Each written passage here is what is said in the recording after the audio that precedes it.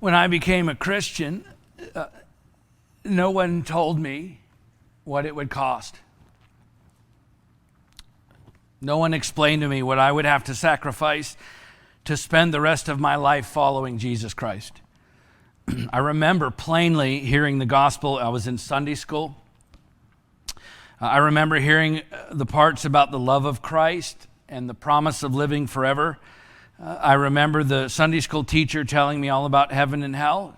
She explained that all my sins would be washed away if I turned to Jesus and repented of my sin and put all my faith and trust in him and followed him. And it was all true. And that is wonderful. And of course, it's necessary for us to understand that. But I'm just telling you, I don't remember ever hearing anything about having to lose everything so that I might gain Christ. But that's exactly what the Apostle Paul talks about in Philippians chapter 3 and many other places in the New Testament. And of course, if you're a Christian and you're trying to share the gospel with someone, all the parts about sacrifice and self-denial and loss, those aren't exactly selling points, are they? And so I think when we tell people about Jesus, we tend to focus on the parts that sound the most attractive, because the last thing we want to do is scare people away before they even consider following him, right? And look, I understand that. But when you look at the way that Jesus presented himself to people, he didn't hold anything back. He laid it all out there. He didn't seem to have any qualms about sharing all of the gospel, including the hardest parts. Listen, right from the beginning. It seems that Jesus wanted people to consider all of it, to count the cost of following him before making that commitment. After all, he said, if anyone comes to me and does not hate his own father and mother and wife and children and brothers and sisters, yes, even his own life, he cannot be my disciple. Luke 14:26. Well, just say what you mean, Jesus. I mean, he didn't hold anything back on our account. And hating, by the way, and most of you have heard me say this, it's the Hebrew word miseo. It was a Semitic expression that actually meant loving less. So he wasn't telling us to hate in the way that we use that word today, but he certainly makes his point, especially considering his audience was a massive crowd of unbelievers. So he opens up with a very strong and challenging statement regarding what it means to follow him. Look, right from the beginning. Okay, so maybe when he goes on, maybe he softens the message a bit. Let's see, verse 27. Whoever does not bear his own cross and come after me cannot be my disciple. Maybe not. I mean, those aren't exactly comforting words. The cross was a symbol of death. Crucifixion, in other words, if you're going to follow me, you're going to have to give your entire life to that pursuit. You're going to have to die to yourself. Verse 28, for which of you desiring to build a tower does not first sit down and count the cost? Count the cost, whether he has enough to complete it. Otherwise, when he's laid a foundation and is not able to finish, all who see it begin to mock him, saying, this man began to build and was not able to finish. Or what king going out to encounter another king in war would not sit down first and deliberate whether he's able with 10,000 to meet him who comes against him with 20,000? What king wouldn't count the cost first before making that commitment? And if not, while the other's a great way off, he sends a delegation and asks for terms of peace, right? So therefore, any of you who does not renounce all that he has cannot be my disciple. The stark and sobering truth is Jesus and the rest of the biblical authors, for that matter, are crystal clear. You're either all in for Christ or you're not in at all. The truth is there is no middle ground. You understand, there's no Christianity light. There's no preseason. There's no warm-up round. There aren't varying levels of Christianity that we get to choose from. Right from the beginning, from their first introduction to the gospel, Jesus said to everyone that he encountered in one form or another, you're either all in or you're not in at all. Count the cost. You better count the cost. It's either all in or not in at all. What's it going to be? It's an all or nothing proposition. He never held back the difficult or challenging parts of the gospel. He just told people right up front with honesty and clarity what they were getting into if they were to follow him. And yet that hasn't stopped people over the centuries from trying to live their lives partially in, right?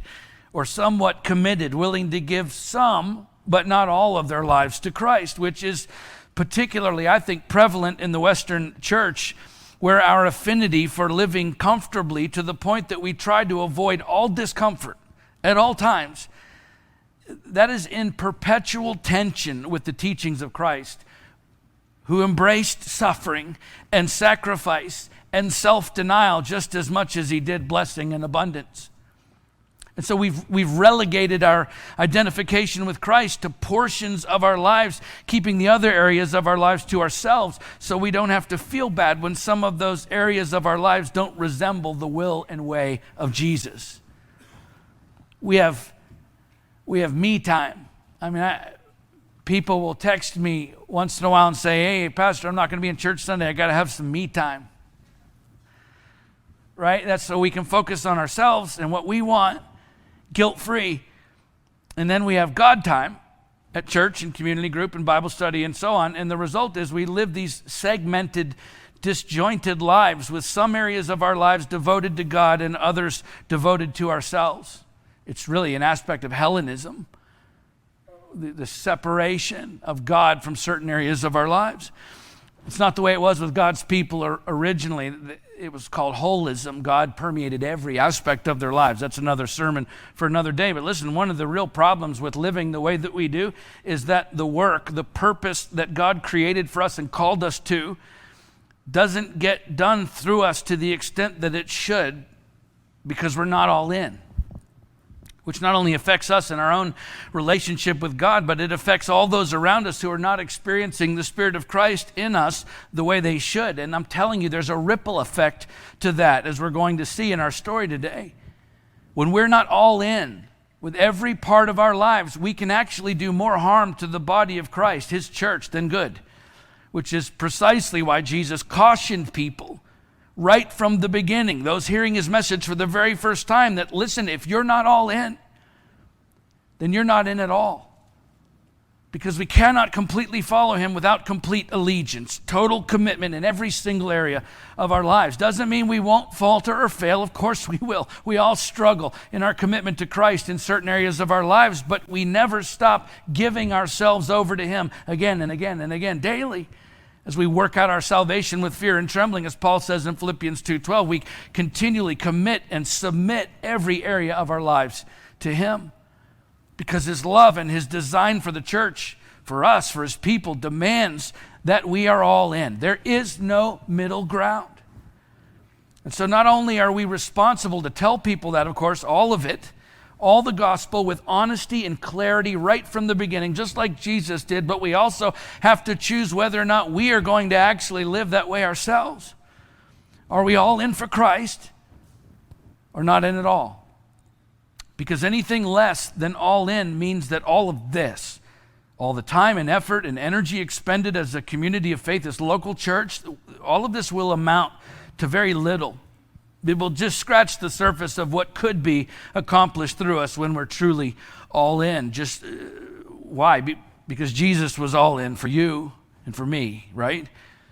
And that commitment that he had for us demands nothing less from us. And in our story today, as we continue to work our way through the book of Esther, we find examples of both God's people who were not all in and those who were, and the effect of each, not only in the lives of those individuals who were making those choices, but in the lives of so many others who were affected by those choices.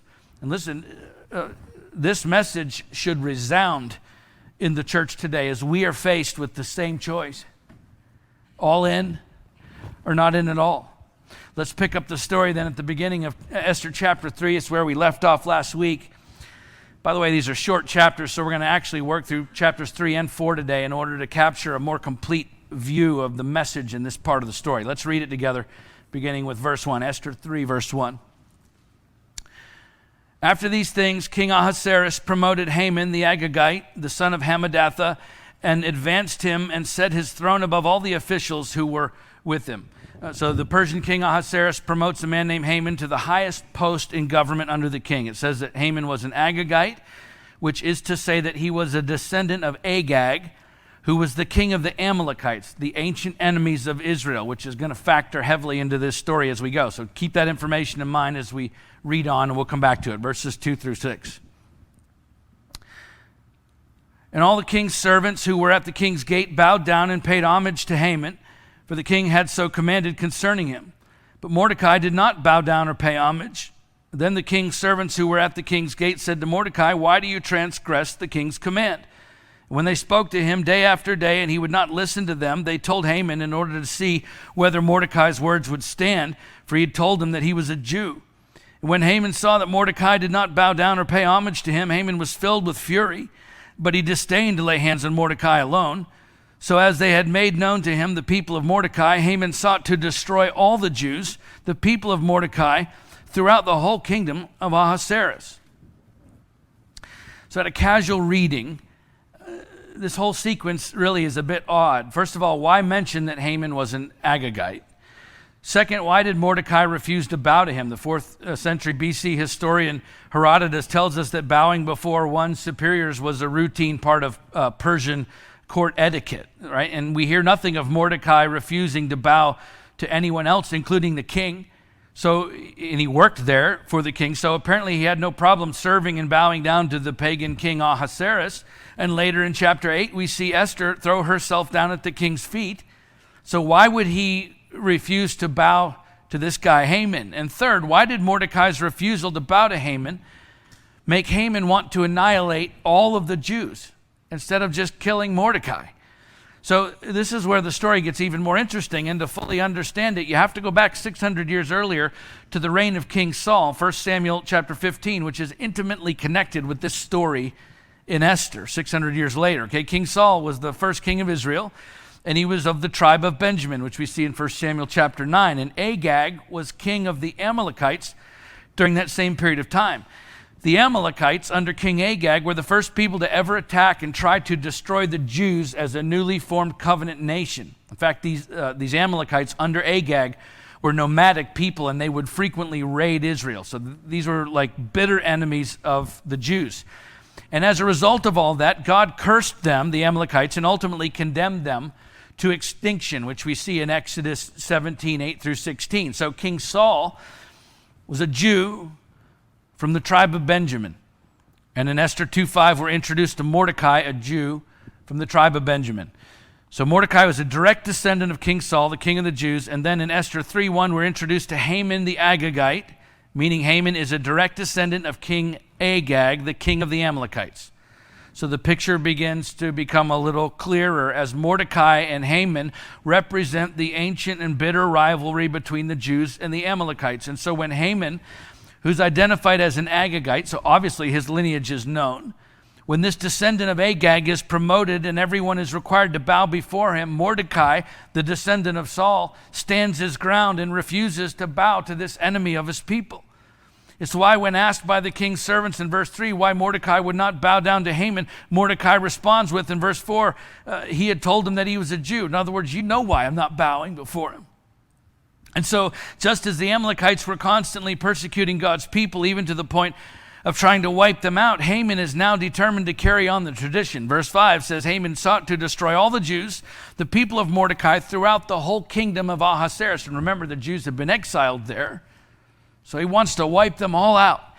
And so Haman wants to get rid of all the Jews. And as we'll see in a moment, he formulates a plan to do just that. But even before that, we see the very first cost associated with Mordecai's stand against Haman. It says, then the king's servants who were at the king's gate said to Mordecai, these are his co-workers, why do you transgress the king's command? And when they spoke to him day after day and he would not listen to them, they told Haman in order to see whether Mordecai's words would stand. So the servants of the king, those who worked with Mordecai, turned against him because of his stand for righteousness, and he loses favor at work, at his job, because he took a stand. And it raises the question for all of us, if following God costs you popularity, are you still all in? Right? For most of my life growing up, calling yourself a Christian in our society was almost like calling yourself an American. I mean, the two just always went hand in hand.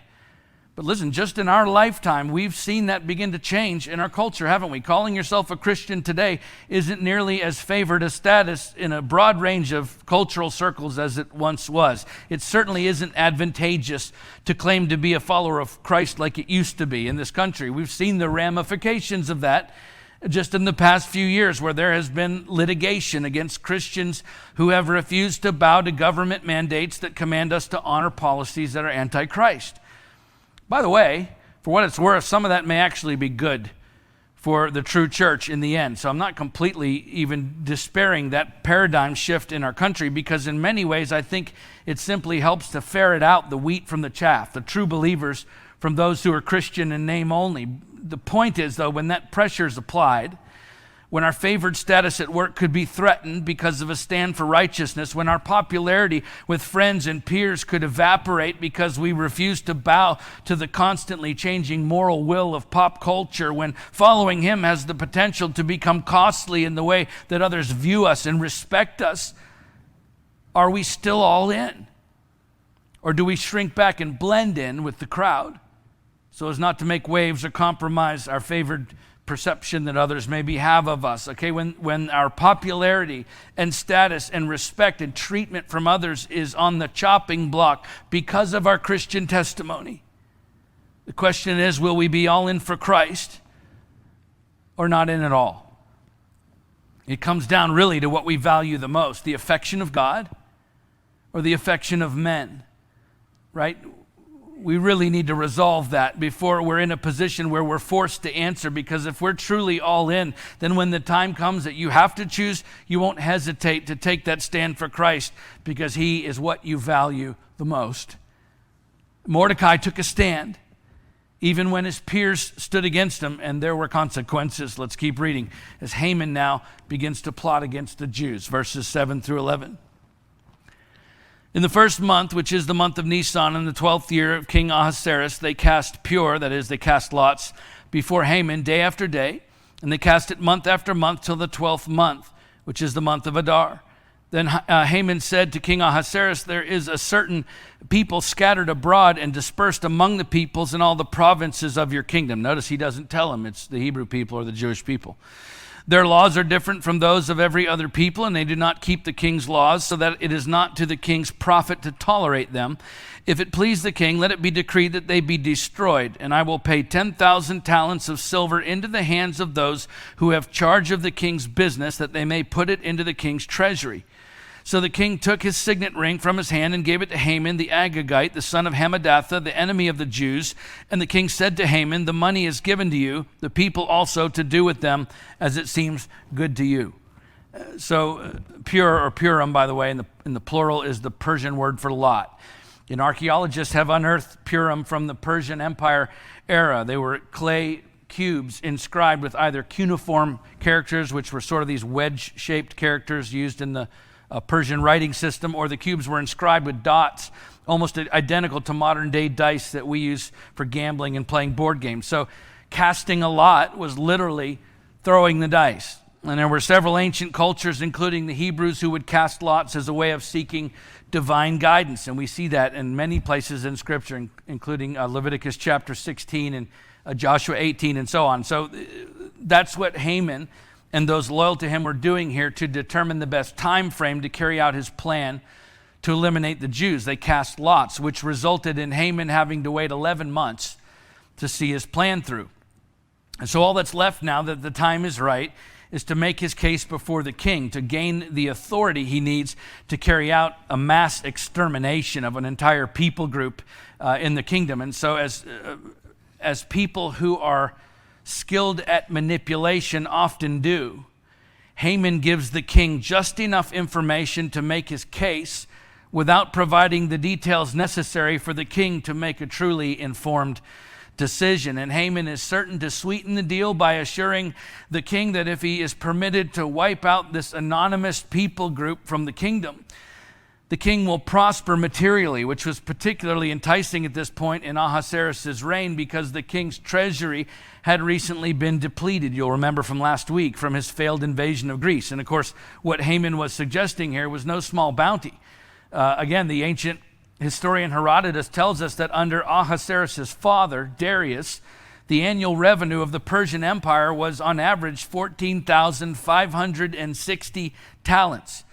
So Haman's offer here to put 10,000 talents of silver, that's 300 tons of silver, back into the king's treasury would have been monumental to the king after he had lost so much in battle. And where would all that money come from?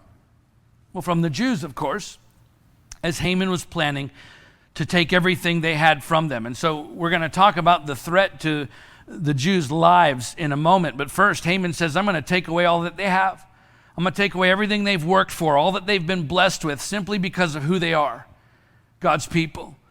This is a pattern, by the way, throughout history. Anytime a people group in a given society falls out of favor with the ruling class or the government or the leader of a nation, the pocketbooks of the people being persecuted or oppressed are always targeted first.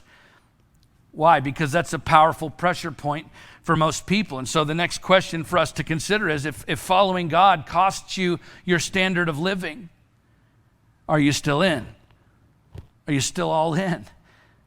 Listen, in 1933, under the leadership of Adolf Hitler, laws were passed in Germany, beginning with the Nuremberg laws, that forced the Jews out of their civil service jobs and university and legal positions in the court system. They were no longer permitted to attend public schools, go to theaters, vacation resorts, or even reside or even walk in certain sections of German cities.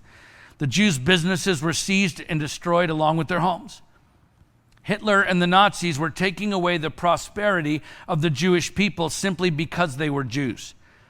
This is a common tactic when the leadership in a given society turns against a particular group of people. And so just to bring it closer to home, in our society, there are and have been ongoing conversations increasingly in our government and media and universities and court systems about the possibility of repealing the tax-exempt status for religious institutions, including the church, just as one example. And again, we've already seen the government levy significant fines against Christian business owners who refuse to honor laws that violate their beliefs. And by the way, we can debate whether or not we agree or disagree with those decisions, and those discussions are ongoing, and that's fine. The question for us now, today, to answer is, if following God begins to cost you your standard of living, are you still all in? Okay, I mean, ask yourself, if I no longer could receive a tax credit for the money that I give to my church, would I still give the same amount of money? Because the day of that changing may likely come in our lifetime. So what will we do if our standard of living is somehow compromised because of our stand for Christ? If your job security was ever threatened just because you're a believer, if your business was taken away or shut down by the government because of your Christian testimony, if you were denied entry into certain positions or educational opportunities because you refused to accept immoral policies forced on us by the court systems in this country, are you still all in? Look, these are questions that I know they may seem far-fetched in our free country, but the reality is some believers are already being forced to make those choices. Will our church be forced to close its doors one day because the giving dries up when our tax-exempt status is taken away? Or will the church thrive under public and government discrimination for our defense of the gospel? Are we all in or not? Again, if there's any positive that comes from such persecution, it's that the true church always rises up from those who are not all in. There's typically a purging within the church of Jesus Christ when persecution comes, because those who are not committed believers walk away under the pressure. It's not worth it to them, and only those who are truly all in remain, which is exactly what happened in the church in Germany under the Nazi regime. You know that most of the official Christian church in Germany supported Hitler and the Nazi Party? It was only a remnant who bravely stood against him in the evil of the Third Reich. Right? They remained true to the gospel, and because of that, they suffered great persecution. Listen, they were all in. And as a result, they saved thousands of lives and changed the world forever as they stood firm for the cause of Christ. Listen, no one remembers the names of the cowards. No one remembers the names of the cowards, the church leaders who traded their convictions for the comfort and security and acceptance of following the path of popularity and prosperity. But I'm telling you, the bookstores are full of books written about those who stood firm for Christ and forged a difficult path for others to follow as they stood against the evil tyranny of that regime. Because it's those who are all in who make a real difference in this world. Let's keep reading now as Haman's plan is set into action, verses 12 through 15. Then the king's scribes were summoned on the 13th day of the first month, and an edict according to all that Haman commanded was written to the king's satraps and to the governors over all the provinces and to all the officials of all the peoples, to every province in its own script and every people in its own language. It was written in the name of King Ahasuerus and sealed with the king's signet ring. Letters were sent by couriers to all the king's provinces with instruction to destroy, to kill, and to annihilate all Jews, young and old, women and children, in one day, the 13th day of the 12th month, which is the month of Adar, and to plunder their goods. A copy of the document was to be issued as a decree in every province by proclamation to all the peoples to be ready for that day. The couriers went out hurriedly by order of the king, and the decree was issued in Susa, the citadel, and the king and Haman sat down to drink. But the city of Susa was thrown into confusion. I mean, can you imagine? The king agrees to Haman's plan, still not truly understanding the possible ramifications of his decision, not the least of which would be the death of his own wife, who is, of course, a Jew, but he doesn't know it because she's never told him. They're now 6 years into their marriage when the decree to destroy, to kill, to annihilate all Jews, young and old, women and children in one day, the 13th day of the 12th month, which is the month of Adar, and to plunder their goods. Interestingly, the 13th day of the first month, the day of this royal edict to wipe out all the Jews, was written. That was the very eve of the Jewish Passover. So again, as I mentioned before, the story of Esther is rife with prophetic symbolism and foreshadowing of the salvation story of God's people all the way through the Bible, which of course culminates with the work of Christ on the cross. Right? This entire story points to the much larger story of the gospel, and what is impossible to ignore in this part of the story, if you're paying attention, is the connection again with the story of King Saul and the Amalekites 600 years earlier. Okay, in 1 Samuel 15, verse 3, God says to King Saul through the prophet Samuel, "Now go and strike Amalek and devote to destruction all that they have. Do not spare them, but kill both man and woman, child and infant, ox and sheep, camel and donkey." In other words, kill everyone and everything. No prisoners, no survivors, no mercy, not even the animals. Complete annihilation is the strict instruction given to King Saul. It's called the Karam principle in Hebrew, which is hauntingly similar to the edict of King Ahasuerus under the goading of Haman, to destroy, to kill, to annihilate all the Jews, young and old, women and children in one day, the 13th day of the 12th month, which is the month of Adar, and to plunder their goods. No prisoners, no survivors, no mercy. Complete annihilation. Just as the pagan king has issued instructions to wipe out the Jews, Saul, centuries before, had strict instructions from the King of Kings to completely wipe out Agag and his people. But if we skip down in 1 Samuel to verse 5, it says, Saul came to the city of Amalek and lay wait in the valley. Then Saul said to the Kenites, "Go, depart, go down from among the Amalekites, lest I destroy you with them. For you showed kindness to all the people of Israel when they came up out of Egypt." So the Kenites departed from among the Amalekites, and Saul defeated the Amalekites, the rest of them, from Havilah as far as Shur, which is east of Egypt. And he took Agag, the king of the Amalekites, alive, and devoted to destruction all the people with the edge of the sword. But Saul and the people spared Agag, and most certainly his family, and the best of the sheep and the oxen and of the fattened calves and the lambs and all that was good, and would not utterly destroy them. All that was despised and worthless they devoted to destruction. So Saul defeats the Amalekites, but he doesn't completely annihilate them as he was instructed to do by God. First of all, he left Agag, the king, alive, along with the best of the livestock, all that was good, and would not utterly destroy them, according to verse 9. So the best of the Amalekites and all that they had were spared. The Kenites were spared. King Agag, his family was spared. Certain animals were spared in direct disobedience to the command of the Lord. And we don't have time today to continue reading that story, but if you read on, you'd see that Saul pays a heavy price for his disobedience. He's rejected ultimately as king by God, and King Agag, at least, was killed by the prophet Samuel. So in the big scheme of things, okay, what's the big deal? Right? The Amalekites were soundly beaten, even though they weren't totally destroyed. David eventually becomes king, and Israel prospers. I mean, it doesn't seem so bad from 600 years earlier until you fast forward to this story of Esther, and you realize that Haman is a direct descendant of Agag, whose family was spared because of Saul's disobedience. Okay, Haman is alive only because of Saul's refusal to be all in. And now the result of Saul not carrying out the command of the Lord to completely annihilate the Amalekites, the result is that an Amalekite is now attempting to do precisely to the Jews what should have been done to them over half a millennium earlier. Saul was not all in, and the effect of that was still being felt 600 years later by God's people. I'd say that's a pretty big deal. Samuel goes on to explain to Saul to obey is better than sacrifice and to listen than the fat of rams. 1 Samuel 15:22. Okay? God's command is for us to be all in.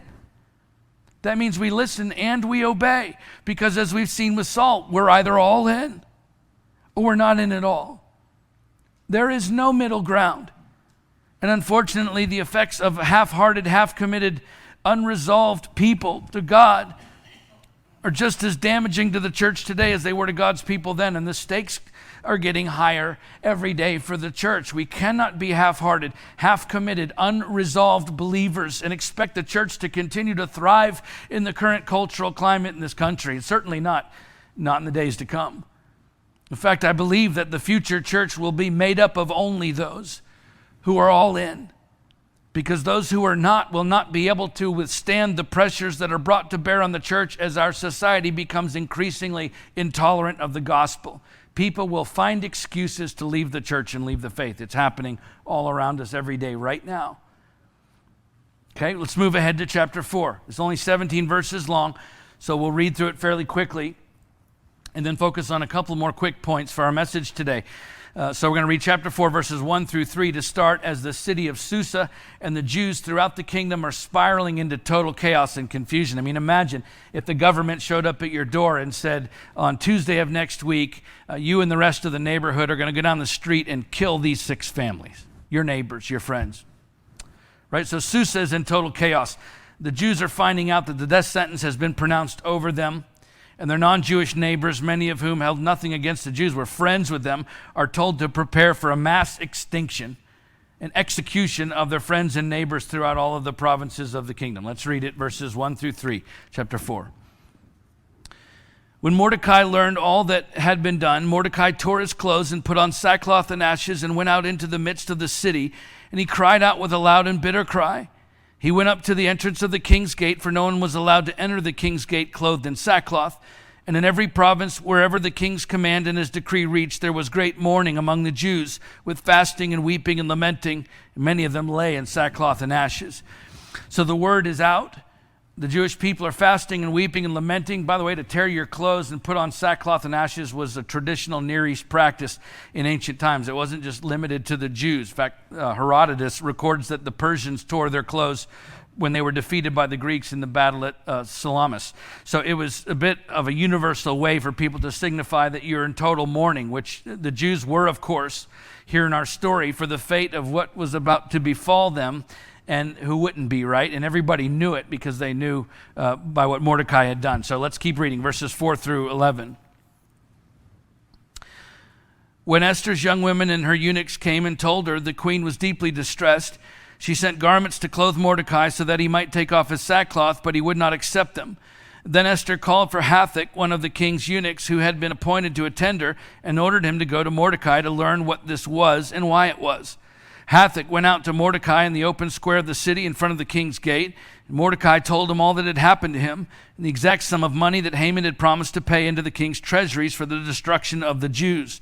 Mordecai also gave him a copy of the written decree issued in Susa for their destruction, that he might show it to Esther and explain to her and command her to go to the king to beg his favor and plead with him on behalf of her people. That seems reasonable. And Hathach went out and told Esther what Mordecai had said. Then Esther spoke to Hathach and commanded him to go to Mordecai and say, all the king's servants and the people of the king's provinces know that if any man or woman goes to the king inside the inner court without being called, there is but one law, to be put to death, except the one to whom the king holds out the golden scepter so that he may live. But as for me, I have not been called to come into the king these 30 days. So Mordecai explains to Esther by way of Hathach that she has to go to the king to beg his favor, to plead with him on behalf of her people, or all the Jews are going to be killed. Seems totally reasonable. But then Esther replies, all the king's servants and all the people of the king's provinces know, meaning you know this, Mordecai, that if any man or woman goes to the king inside the inner court without being called, there's but one law, to be put to death, except to the one to whom the king holds out the golden scepter that he may live. But listen, I haven't been called to come to the king for a month, Mordecai. I haven't talked to him in a month. In other words, what you're asking me to do is certainly a death sentence for me. And remember, the king doesn't yet know that Esther's a Jew, so at least for now she would appear to be safe unless she follows Mordecai's instructions here. Now just put yourself for a minute in Mordecai's sandals, okay? His fellow Jews' lives are being threatened with total extinction. And if that isn't bad enough, Esther, who for all intents and purposes is his daughter, she's actually his cousin, but he's raised her as his daughter. And obviously by reading the previous chapters, we see this mutual affection and admiration and deep love between them. And now the only possible chance for survival is for Mordecai to ask Esther, this girl he has raised and nurtured and loved and protected, to risk her own life in the process by approaching the king without being called and pleading with him to repeal the royal edict that he has approved and sent out and even had a drink over with his best friend. And he knew exactly what he was asking Esther to do. And if the plan works, he and his daughter and the Jews are spared. But if it fails, everyone dies. The stakes could not be any higher. It's all or nothing. There's no middle ground. Put yourself in Mordecai's position and then ask yourself if following God costs you the safety of your family. Are you still all in? I mentioned it last week, the missionary families with small children who answer the call of God to go to some of the darkest and most dangerous parts of the world to share the gospel. We commend them. We even encourage and support them with our money. But what if it's your family? What if it's your daughter or your son or your wife or husband? Are you still all in? Or is that the line in the sand? Because look, God doesn't always call us to safe and secure. And yet in our culture, we're so risk averse, particularly when it comes to our families, and I get it. Can we truly say that we value our relationship with God more than we do our relationships with our family members? I know these are tough questions, but we have to decide whether or not we're all in, because if we are, that may well mean risking our own safety and the safety of those we love if God calls us to a place of ministry or a point of action where the outcome is uncertain. We watched it last week on the screen with our missionary family. Little kids. They could be killed just for preaching the gospel. Remember what Jesus said in Luke 14, if anyone comes to me and does not hate his own father and mother and wife and children and brothers and sisters, yes, even his own life, he cannot be my disciple. What do you think Jesus was talking about? He was saying, listen, you have to love your family less than you love me if you're going to follow me, because I'm going to ask you to do some things sometimes. You're not going to know what the outcome is, and it may not be the safest thing for your family to do. Just look at the lives of those who were all in for Jesus throughout the scriptures. Some of them were in and out of incredibly dangerous circumstances throughout their lives as they answered the call of God. I can't imagine being Mordecai here in such a seemingly impossible predicament, and yet Mordecai was all in. Right? And we see his response to Esther. Let's read it, verses 12 through 14. And they told Mordecai what Esther had said. Then Mordecai told them to reply to Esther, "Do not think to yourself that in the king's palace you will escape any more than all the other Jews. For if you keep silent at this time, relief and deliverance will rise for the Jews from another place. But if you and your father's house will perish, and who knows whether you have not come to the kingdom for such a time as this." I mean, this is an unbelievable faith that Mordecai displays here. He doesn't know what the immediate outcome of his actions will be. He knows what's at risk, but he still has the faith to believe that in the end God will prevail. In ancient rabbinical Hebrew, God was often, by the way, referred to as the place. It was a common phrase to refer to God. And so when Mordecai says to Esther that if you keep silent at this time, relief and deliverance for the Jews will rise from another place, he's probably making a direct reference to God. Either way, he clearly has the faith and wisdom, even in this incredibly difficult situation, to understand that what's happening may all be a part of God's plan. As he says to Esther, essentially, look, I know you might die. We may all die. But who knows? This may be the reason you became queen to begin with. In other words, God's divine purpose will ultimately prevail, Esther, no matter what happens to us. I mean, what a stunning response and what faith. I mean, they had the means. They could have packed up and hightailed it out of town. What faith, what insight to trust God for the outcome, even not knowing what the outcome would be. You see, Mordecai was all in. And he was asking no less of Esther because he trusted in God enough to be willing to risk the safety of the one person on earth whom he loved more than any other. So the tables turned. And Esther must now make the biggest decision of her entire life. Is she going to be all in or not in at all? Let's see what happens. Verse 15 to the end of the chapter. Then Esther told them to reply to Mordecai, "Go gather all the Jews to be found in Susa and hold a fast on my behalf, and do not eat or drink for 3 days, night or day. I and my young women will also fast as you do. Then I will go to the king, though it is against the law, and if I perish, I perish." Mordecai then went away and did everything as Esther had ordered him. And so Esther agrees at the greatest risk to herself to go to the king, and in doing so presents herself once again as a foreshadowing of the Christ. As Jesus said, "Do not fear those who kill the body but cannot kill the soul," Matthew 10:28. And like Jesus, she offers her life for the sake of her people because Esther was all in. There was no middle ground for her either. It was all or nothing. In fact, when Esther, this is amazing, when Esther says, "And if I perish, I perish," if you look at the Hebrew construction of that phrase, the Hebrew word asher, it carries much more of a sense of when than it does and if. So when I perish, Mordecai, I perish. She was resolved to go to the king, believing that she was most likely going to her own death. It is clear that even if it meant her own life, Esther was all in. She left no room for doubt in answering Mordecai's request. And I just wonder how we would answer given the same circumstances. If following God cost you your life, are you still all in? And the key, I think, to being able to answer yes to this and really to all of these questions is found in Mordecai's assertion to Esther in verse 14 when he asks her, "Who knows whether you have not come to the kingdom for such a time as this?" In other words, Esther, you have to stop looking at your immediate circumstances, as dire as they may seem, and focus instead on the big picture. God has a plan, and you're a part of it. But in order for you to fulfill your part in that plan, you have to be all in. Because there's no middle ground.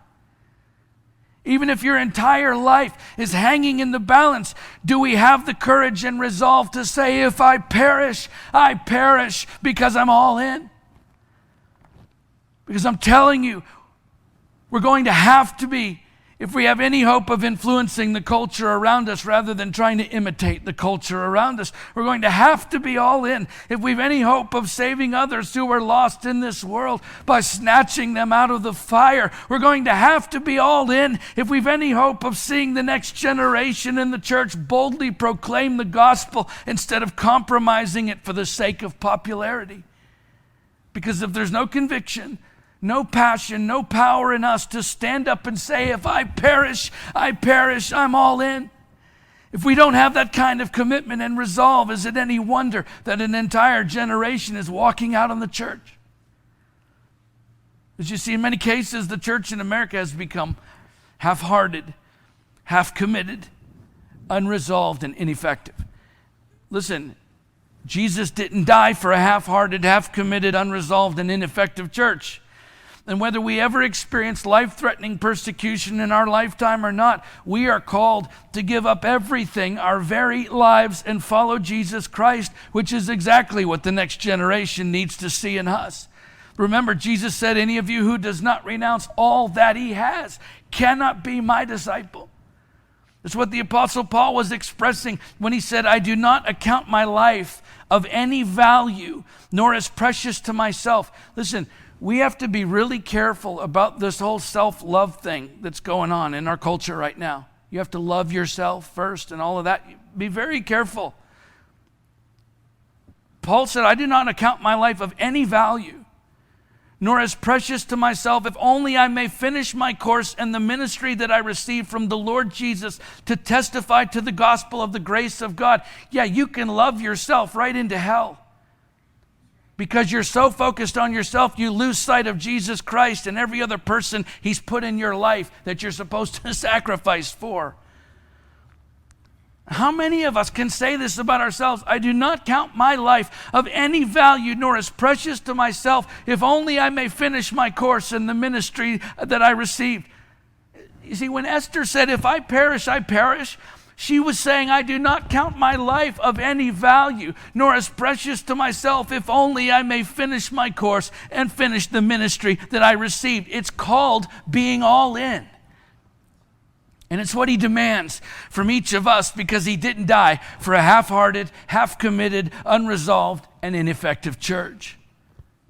No, I'm telling you, he's looking for men and women who have counted the cost, fully understanding what they're signing up for, and without any hesitation are ready to say, I am all in.